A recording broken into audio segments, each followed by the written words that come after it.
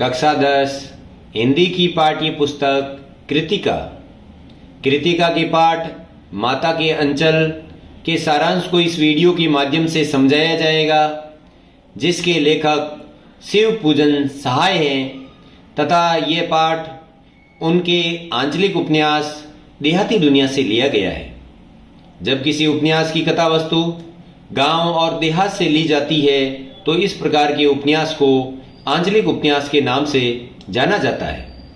इसके अलावा इस उपन्यास में उन्होंने आत्मकथात्मक शैली प्रयोग में ली और इसमें गांव, बचपन, छोटे बच्चे के साथ पिता का दुलार और विपरीत परिस्थितियों में माता के अंचल की आवश्यकता को बताया गया है।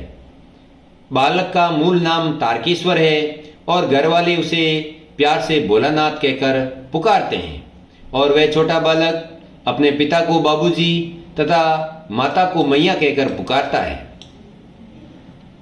पिताजी के उठने के साथ ही बालक अपने पिता के चारों तरफ रहता है, उनके पूजा पाठ में भी साथ निभाता है, उनके साथ घूमना और मस्ती करना, ये सारा संबंध उस बालक भोलानाथ का अपने पिताजी अर्थात बाबूजी के साथ रहता है। माता से केवल दूध पीने तक का नाता है। जब उनके पिताजी रामायण का पाठ करते हैं तो वह बालक भोलानाथ सामने आकर बैठ जाता है और पूजा के समय उसके ललाट पर पिताजी त्रिपुंड का तिलक करते हैं।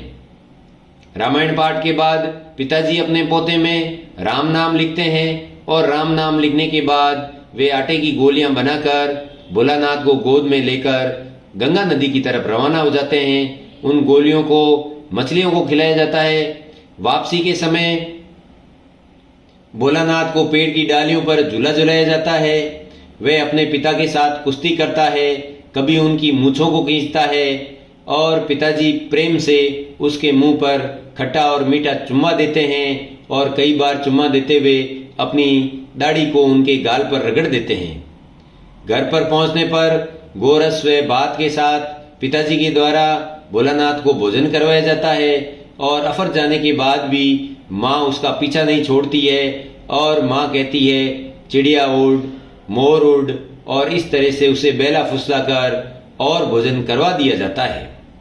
सुबह के समय नहाने के बाद माता के द्वारा सिर पर सरसों का तेल लगाया जाता है, नाभि और ललाट पर काजल के निशान लगाए जाते हैं। इसके बाद वह अपने पिताजी के साथ घर से बाहर निकल जाता है और बच्चों के साथ बनावटी दुकानें लगाई जाती है। अलग अलग तरह की दुकानें, घरोंदों का निर्माण करना, जुलूस निकालना, बनावटी खेती करना आदि काम में भोलानाथ का बचपन हंसी खुशी के साथ पिता की निगरानी में बीतता है। कई बार उनके पास से बारात गुजरती है और बारात में एक बूढ़े दूल्हे को देखकर बच्चों के द्वारा उसे चढ़ाया जाता है। इसके बाद एक प्रसंग में जब वो खेत से गुजर रहे होते हैं, उन्हें मुसन तिवारी मिलते हैं और उनकी मित्र मंडली का साथी बेजू मुसल तिवारी को चिढ़ा देता है और मुसल तिवारी उनकी शिकायत करने के लिए विद्यालय पहुंच जाते हैं। बेजू तो भाग जाता है और भोलानाथ अध्यापक के द्वारा पकड़ा जाता है। उसकी पिटाई और सजा देने पर पिताजी आते हैं और उसे समझाकर प्यार से वापस घर ले जाते हैं। इस प्रकार बच्चों के साथ खेलना और पिताजी के साथ रहने में बचपन गुजरता रहता है। इसके बाद मकई के खेत में वो पहुंचते हैं और जहां पर चिड़िया का झुंड है, फिर बच्चों का समूह भोलानाथ के नेतृत्व में चूहों के बिल के पास जाता है और वो उन बुल पर पानी डाल देते हैं और बिलों पर पानी गिराने पर उनमें से सांप निकल जाते हैं। जैसे ही सांप निकलते हैं, डर के मारे सारे बच्चे रोते चिल्लाते दौड़ते हैं, कई गिर जाते हैं, किसी का सिर तो किसी का दांत टूट जाता है और भोलानाथ की सारी देह लहूलुहान हो जाती है, पैरों में कांटे चुभ जाते हैं और इस अवस्था में वह दौड़ते हुए माँ के अंचल में आकर गिर जाता है और माँ के द्वारा पूछने पर वो सा सा सा ही कह पाते हैं।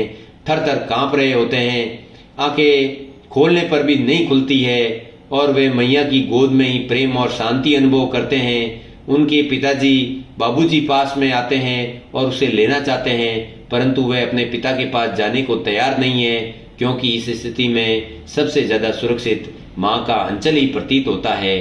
इस प्रकार इस शीर्षक माता के अंचल कहानी के माध्यम से शिवपूजन साय ने गांव में बचपन की अनुभूतियों, खेल, मनोरंजन के साथ मां के अंचल के महत्व को स्थापित करने का प्रयास किया है। धन्यवाद।